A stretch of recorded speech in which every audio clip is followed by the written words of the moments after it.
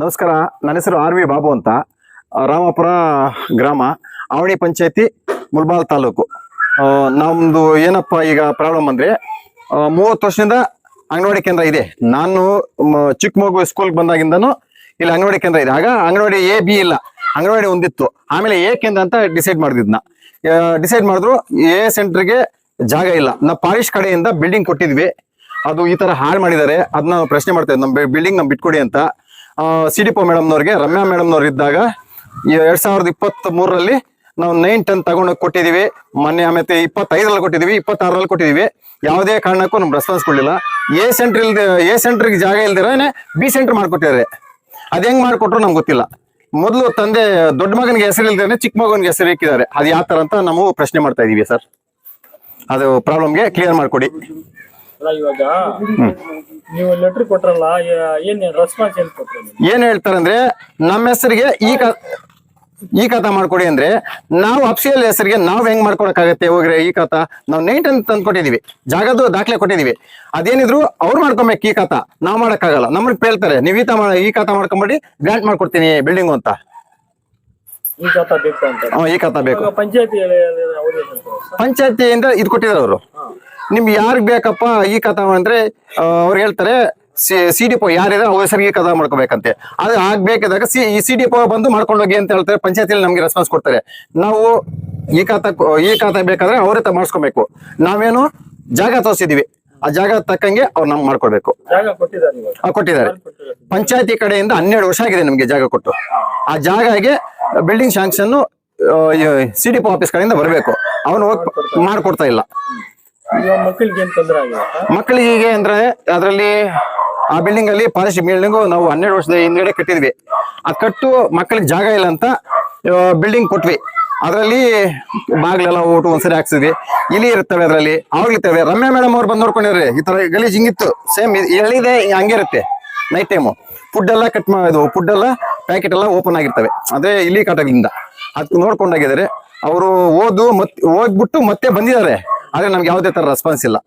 ಬೇಜವಾಬ್ದಾರಿಯಾಗಿ ನೋಡ್ತಾರೆ ನಮ್ಮೂರ್ನ. ಇಲ್ಲಿ ಬಡ ಮಕ್ಕಳೆಲ್ಲ ಇರೋದು. ಮಧ್ಯಮರ್ದ A ಸೆಂಟ್ರಲ್ ಇರೋಲ್ಲ, ಮಧ್ಯಮರ್ದ ವರ್ಗದವ್ರ ಮಕ್ಕಳೇ ಇರೋದು. ಇಲ್ಲಿ ದಲಿತರ ಮಕ್ಕಳೇ ಎಲ್ಲ ಇರೋದು. ಅವ್ರ ರೆಸ್ಪಾನ್ಸ್ ಇಲ್ಲ. B ಸೆಂಟ್ರಲ್ಲಿ 5 ಜನ ಮಕ್ಕಳಿಲ್ಲ. 4 ದಿವಸಕ್ಕೊಂದ್ಸರಿ ಬಿಲ್ಡಿಂಗ್ ತೆಗಿ, ಅದು ಕಂಪ್ಲೇಂಟ್ ಕೊಟ್ಟಿದ್ವಿ. ಅದ್ ನೋಡ್ದಿರಾ ಪ್ರತಿಯೊಂದ್ ಸರಿ ಗ್ಯಾಸ್ ಬರುತ್ತೆ. B ಸೆಂಟರ್ ಬರೋ ಗ್ಯಾಸ್ ನೀರ್ ಮಾಡ್ತಾರೆ. ಇಲ್ಲೇನು 12 ಜನ ಮಕ್ಕಳು ಬರುತ್ತೆ, ಎಷ್ಟು ದಿವಸ ಮಾಡ್ತಿದ್ರು.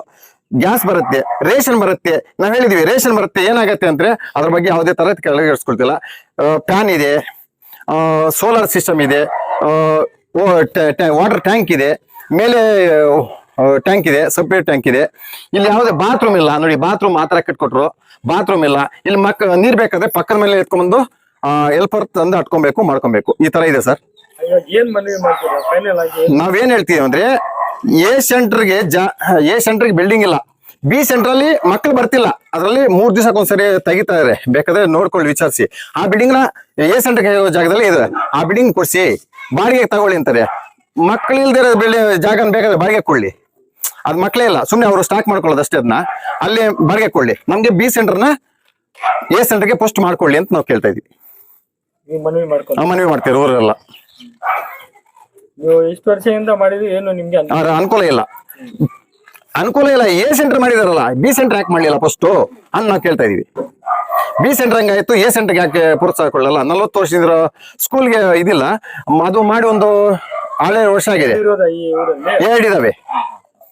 ಜನಸಂಖ್ಯೆ ಜಾಸ್ತಿ ಆದ್ಮೇಲೆ ತಾನೇ ಇನ್ನೊಂದು ಮಾಡೋದು.